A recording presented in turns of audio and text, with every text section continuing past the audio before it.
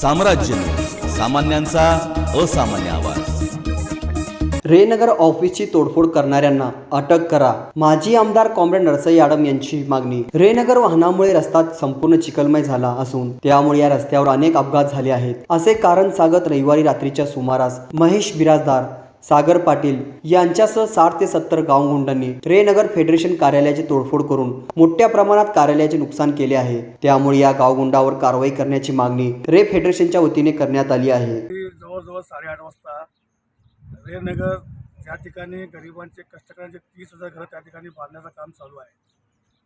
8:30च्या सुमारास काही गुंड प्रकृती लोकांनी बॅड हल्ला केलेला आहे। सर्वप्रथम त्याचा मी निषेध करतो। या ठिकाणी देशामध्ये कुठेही इतका मोठा प्रकल्प होत नसताना कुंभारीच्या वसाहतीमध्ये 30,000 घरांचा त्या ठिकाणी निर्मिती चालू आहे।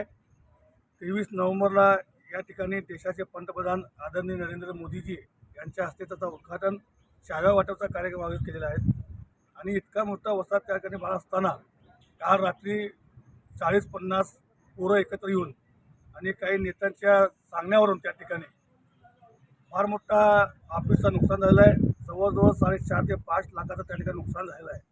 आज आम्ही आदरणीय माजी आमदार नरसई आडम मास्तर यांच्या नेतृत्वाखाली माननीय SP साहेबांना भेट घेतली आणि SP साहेबांना आम्ही निवेदन केलं आहे की ताबडतोब अशा लोकांवर कायदेशीर कारवाई झाली पाहिजे, म्हणून आजच आम्ही त्या ठिकाणी निवेदन दिलं आहे। आणि त्यांनी आम्हाला असं आश्वासन दिलेलं आहे की आम्ही ताबडतोब त्यांच्यावर कारवाई करतो। आमचं इतकं सांगणं या ठिकाणी आहे की सदरच्या ठिकाणी अशी घटना परत घडू नये त्या ठिकाणी।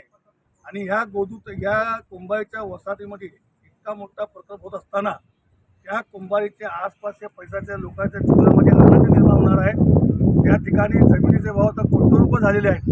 इतका मोठा प्रकल्प आल्यानंतर तिथले आपले युवकांना आणि सर्व जाती धर्मांच्या लोकांच्या ठिकाणी काम मिळणार आहे। फार मोठी वसाहत त्या ठिकाणी होणार आहेत। तर ही वसाहतीची देखभाल करणं किंवा त्याला सुरक्षा देण्याच्या दृष्टिकोनातून गावातल्या सर्व लोकांना माझं असं आव्हान आहे की आपण पुढाकार घेऊन अशा कुंड प्रकृतीला बळी न पडता प्रकल्पाला पुढे घेऊन जाण्याची मदत करावी, अशी त्यांना माझी कळकळीची विनंती आहे।